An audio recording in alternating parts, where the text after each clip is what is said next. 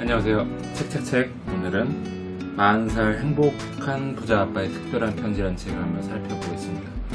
이 책은 제가 그 부동산 책인 줄 알고서 이제 집어들었는데 부동산 책은 사실 아닌라고 보는 게 맞을 것 같아요. 왜냐면 대부분 이제 좀 멘탈을 강화하는 혹은 자기계발서 위주의 얘기가 되게 많기 때문에 맨 마지막 챕터 부분에 이제 부동산에 대한 얘기 혹은 투자에 대한 얘기, 사업에 대한 얘기가 좀 나오지만 이 책의 전반적인 대부분의 내용들은 이제 그 형식 자체를 이제 아버지가 아들한테 쓰는 실제로도 그렇게 했겠지만 아버지가 아들한테 쓰는 그 편지의 내용을 바탕으로 이루어졌기 때문에 그 아버지의 충고 내지는 조언 그리고 아버지가 이렇게 했으면 좋겠다, 아들이 어떻게 성장했으면 좋겠다 하는 바람 이런 것들로 이루어져 있습니다. 그래서 텐인텐은 왜 젊은 부자의 편지에 열광했을까라는 게 텐인텐이란 카페 아시죠? 그래서 재테크 카페가 되게 유명한 카페인데 여기에 이제 이 저자분이 이제 아파테이아라는 그 닉네임을 써서 이제 칼럼을 기재하시는데 그게 되게 반응이 좋았다고 해요. 그래서 그 좋은 반응의 칼럼들이 이어지면서 책을 낼 수 있게 되셨고 첫 번째 책이 출간되고 나서 이제 두 번째로 특별한 편지라는 부제를 달고 40살 행복한 부자 아빠의 그 편지 시리즈가 이어지게 된 것이죠. 네. 그래서 이 책을 보면은 되게 쉽게 읽을 수 있어요. 내용이 아무래도 아들한테 쓰는 내용이기 때문에 어렵게 쓰면 아들이 읽기가 좀 어렵잖아요. 그래서 쉽게 쓰여졌고 하지만 다루는 내용들은 인생의 그 중요한 부분들을 아버지 입장에서 진짜 아들한테 얘기해주는 느낌으로 많이 서술을 하셨기 때문에 자기계발서류로 봤을 때도 되게 좋은 책이라고 생각이 되고, 하지만 이제 투자적인 관점에서는 실질적으로 도움이 막 크게 되는 건 아니지만 마인드 강화에는 도움이 좀 되는 책이다라는 생각이 듭니다. 한번 보겠습니다. 한번 살펴볼 건데요. 책이 되게 쉽게 쓰여졌기 때문에 쉬운 책이기 때문에 좀 많은 부분을 빠르게 보는 쪽으로 한번 가볼게요. 아파테이아라는 분이 지으셨는데 말씀드린 대로 이게 그 자신을 드러내지 않고 일부러 쓰셨대요. 왜냐면 유명해지는 것에 따른 그런 부작용이라고 해야 될까요? 그런 것들이 자신 혹은 자신의 가족들한테 이제 미치는 것을 방지하고자 아무튼 감추고서 이제 필명만 갖고 책을 쓰셨다.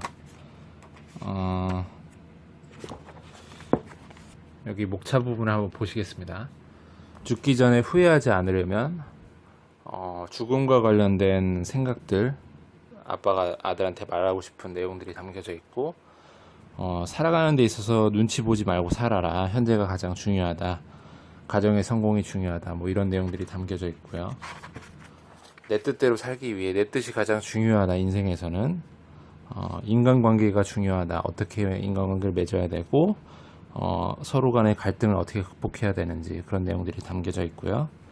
이제 다섯 번째에서는 이제 공부, 이 저자분이 공부도 되게 잘하셨나봐요. 임용고시도 패스하셨다는 내용이 나오는 것 같고, 사업도 하시는 것 같고, 소유의 건물도 있으시다고 하고, 이런 내용들을 보면 어쨌든 공부도 되게 잘하시는 분이 아니었나 해서 공부에 대한 노하우가 있고, 영어에 대한 노하우가 적혀 있는데 이 부분만 보자면 무슨 영어책인 줄 알았어요, 사실.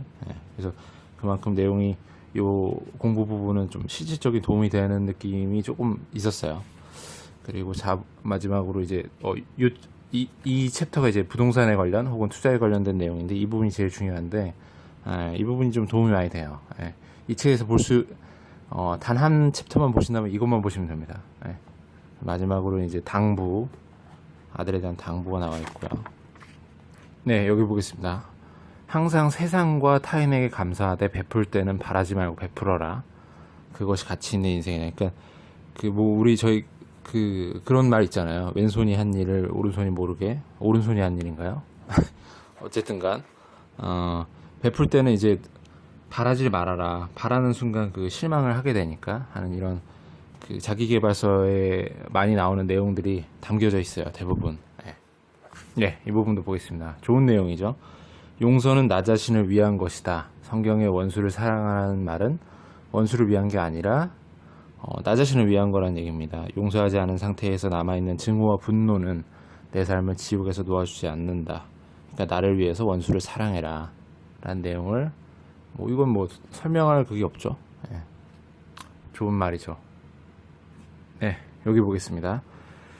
그리고 인간의 욕망은 무한하고 채워진 욕구는 더 이상 의미가 없어지는 경향이 있으므로 돈을 추구하기에 앞서 반드시 상한선을 정해놓지 않으면 죽기 직전까지 돈의 노예가 될 수밖에 없다.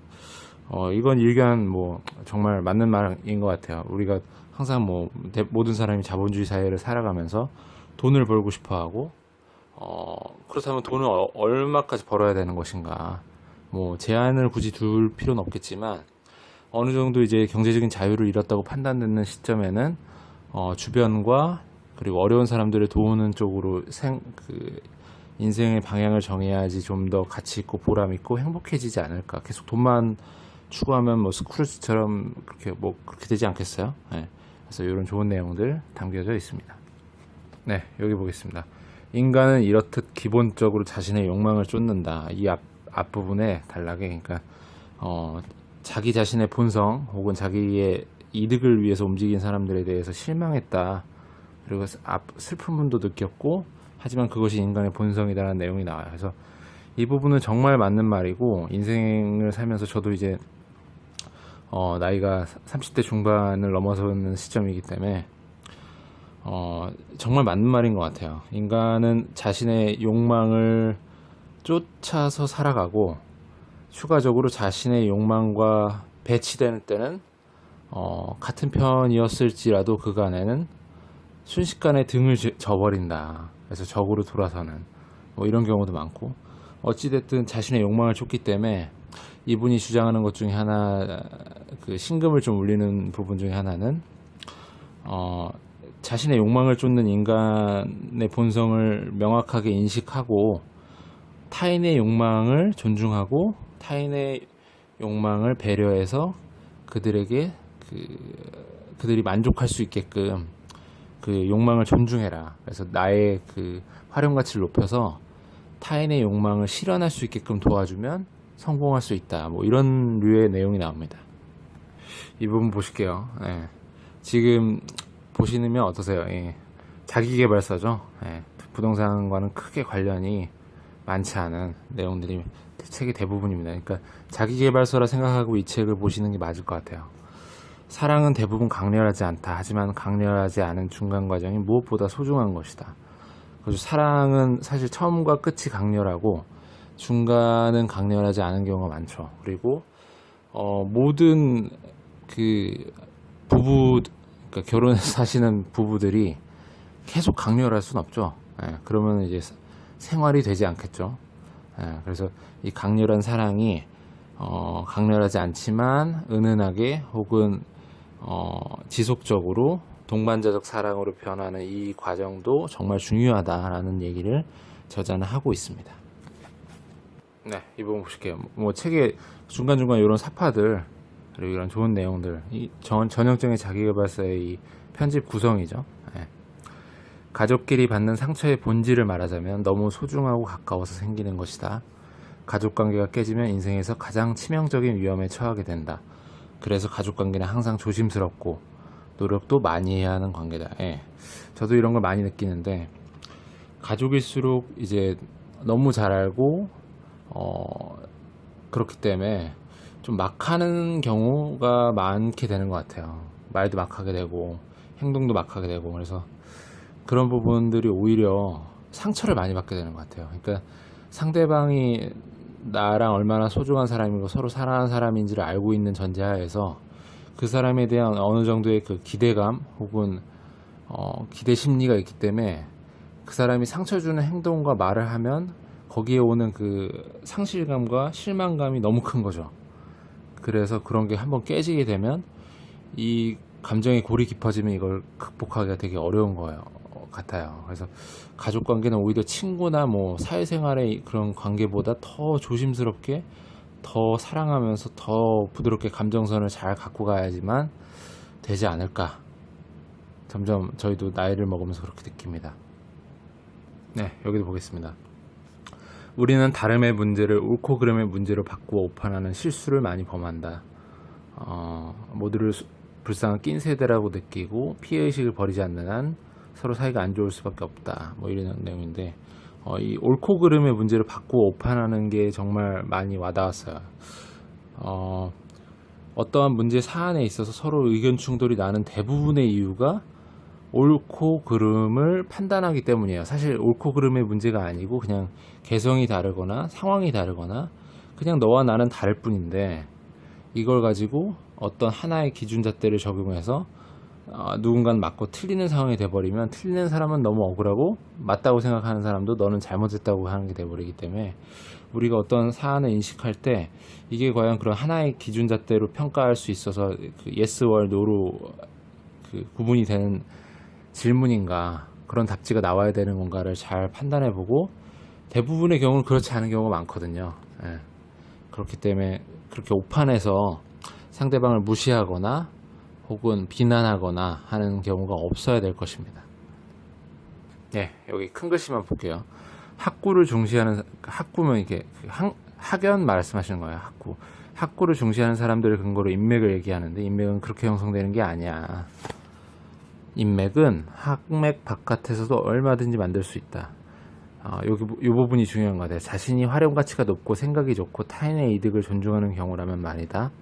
그래서 인맥 관리를 되게 잘 하시는 분들이 있으시죠. 그래서 그런 분들 보면 되게 존경스러운데, 인맥은 일단 제 생각에도 그렇고, 노력을 한다고 크게 많이 이게 물론 관리는 되겠지만, 좋은 인맥, 나한테 도움이 되는 인맥이 생기지는 않아요. 그러니까 무슨 말이냐면, 먼저 내가 도움을 줄 수 있는 사람이 되고 영향력이 있는 사람이 되어야만 좋은 인맥이 저절로 생기지, 뭐 아무리 그냥 그 사람과 뭐 얘기를 많이 하고 뭐 밥 사주고 뭐 같이 친하게 지내고 놀고 한다고 그 인맥이 도움이 되는 인맥이 되지 않을 가능성이 높습니다. 그러니까 그 사람이 나를 얼마나 중요하게 생각하고 그 사람이 나를 이용하려고 하고 막 그런 것들이 이제 중요하기 때문에 도움이 되는 사람이 되어야 돼요. 그러니까 내가 가치가 있어줘야지만 인맥도 생기는 거라, 공부를 안 한 사람들은 공부를 해야 되고, 돈이 없는 사람들은 돈을 벌어서 실력을 갖춰야지만 인맥이 생깁니다. 그거는 뭐 불변의 진리인 것 같습니다. 네, 여기 부분은 이제 무슨 그 저자분이 영어도 되게 잘하시나 봐요. 되게 능력자신데 토익 토플 점수 올리는 전략 해서 이렇게 뭐 세부적으로 문제집 사가지고 시간 재서 풀어보고, 다시 파란 볼펜으로 또 풀어보고, 사전 찾아가면 빨간 펜으로 풀어보고, 셋 다 채점해보고, 처음 풀어본 점수가 진짜 점수고, 파란 펜 빨간 펜으로 2차 3차에 걸쳐 풀어본 건 노력하면 받을 수 있는 점수다. 뭐 이런 식으로 해서 이걸 반복하면 확실히 효과를 본다. 뭐 이런 아주 디테일한 내용의 영어 점수 올리는 전략을 세워주셨는데, 실제로 저자가 효과를 본 내용인 것 같아요. 그래서 이 부분만 보면 과연 이게 자기계발서인가? 이거 영어책 아닌가라는 생각이 들 정도로 내용들이 되게 구체적으로 잘 나와 있습니다. 도움도 될 것 같아요. 이 6번째 편지, 이 부분이 이제 그 부동산이나 투자에 관련된 좋은 내용인데, 이 부분이 제일 중요하니까 이 부분을 이 책에서 제일 집중해서 보시면 좋을 것 같습니다. 여기 한번 보실게요. 아버지는 이 과정을 자세히 관찰하였다. 최초의 땅을 분양받은 사람이 시간이 흐른 뒤 높은 가격에 팔고, 건설사죠. 그것을 분양사, 시행사, 그것을 산 사람이 또 높은 가격에 팔고, 처음 분양받은 사람이 이제 매매하는 거죠. 그것을 산 사람이 또 건축하고 높은 가격에 팔고, 뭐 이런 건 이제 빌라나 이런 것들 새로 건축하거나 해서 높은 가격에 팔고, 또 그걸 가지고 있는 사람이 또 전월세 상승으로 해서 가치가 올라져서 그 다음에 또 팔고, 이게 바로 그 부동산이 가격이 오르고 팔고 하는 그 과정들이 나오는 것이죠. 그래서 이 저자가 생각하기를 최종 소비자의 반대편에 설수록 많은 돈을 벌 수 있다. 그러니까 무슨 말이냐면, 지금 여기 이 문구의 전월세 상승으로 인해 더 높은 가격에 파는 과정의 마지막 매수자가 아닌 최초의 땅을 분양받아서 이거를 높은 가격에 판 사람이 제일 많은 돈을 벌는다는 내용이에요. 그래서 좀 시사하는 바가 있는 게, 항상 그 어떤 과정을 통해서 부가 창출되는데, 그 부가 창출되는 마지막 부분에 있어서의 단계에서 먹을 게 적은 경우가 되게 많아요. 그렇잖아요. 그래서 우리는 항상 최종 소비자의 반대편에 설 수 있는 위치 혹은 작업 혹은 어떠한 뭐 방법이 됐든 그렇게 그 지점을 갈 수 있게끔 노력을 해야지만 돈을 벌 수 있을 것 같습니다. 네. 예, 여기도 큰 글씨만 보겠습니다. 생각이 훌륭하면 좋은 인맥이 생깁니다. 이기적으로 굴지 말고 타인의 이기적 유전자를 인정하고 사람은 욕망 이득을 추구하는 점도 인정하고 살아야 합니다. 타인의 이득을 위해 활용 가치가 높은 사람이 되세요. 네. 이게 바로 인맥 만들기의 제일 중요한 부분이죠. 아까 말씀드린 대로 인간은 욕망과 이득을 추구하는 존재라는 걸 인정하고, 그래 너의 욕망도 중요해, 너의 이득도 중요하니 내가 너의 욕망과 이득을 달성하게끔 도와줄게, 나는 그럴 만한 실력이 있으니까 너 나를 활용해봐. 그 자세가 중요하다는 거죠. 그래서 사업의 본질이 그거잖아요. 이윤 추구가 목적이긴 하지만 그 이윤 추구의 대전제에는 모든 사람들한테 도움이 될 수 있는 어떤 서비스나 기술이나 이런 것들을 통해서 이제 그것들을 판매하는 그런 작업들이 될 것이기 때문에 이 내용은 정말 중요한 내용인 것 같습니다. 네, 여기도 한번 보겠습니다. 머릿속에서 한 번이라도 일어난 일이어야 현실에서 일어날 가능성이 크다. 이건 정말 맞는 말인 것 같아요. 그 상상력이 중요하다는 게 이 이야기 때문에 중요한 것 같아요. 머릿속에서 한 번이라도 일어난 일을, 그러니까 내가 부자가 되고 싶다, 혹은 내가 어떤 운동선수가 되고 싶다, 내가 어느 지점에 가고 싶다, 내가 어느 위치가 되고 싶다, 내가 누구와 만나고 싶다, 무언가를 하고 싶다, 뭐 이런 여러 종류의 생각들이 상상력이 없는 사람은 못해요. 그러니까 상상력과 깡이라고 해야 될까요? 깡다구가 없는 사람이 이런 생각을 못합니다, 감히. 그래서 그냥 일상 속에 매몰돼서 이런 다른 류의 그 참신한 생각, 혹은 말도 안 되는 이런 허무맹랑하게 보이는 이런 생각을 아예 품어보질 않고 그냥 사람들이 태반이에요. 근데 그런 사람들은 절대 변화가 일어나지 않습니다. 저도 마찬가지였거든요. 그래서 조금이라도 다른 생각을 해보면 그 생각의 줄기를 이어져서 고리가 연결돼서 조금이라도 내 삶에 다른 일들이 일어나고, 그 일들이 내 인생을 조금씩 변화할 수 있는 기폭제가 되는 거죠. 그래서 이 부분은 정말 중요하고, 이래서 어릴 때 상상력을 키워라 라는 얘기를 많이 하시는 것 같아요. 네, 마지막 부분인데요. 이 부분은 이제 그 저자가 마지막으로 아들한테 하는 당부가 실려 있는데 좀 구체적인 내용이라서 딱히 뭐 보여드릴 필요는 없을 것 같은데, 어찌됐든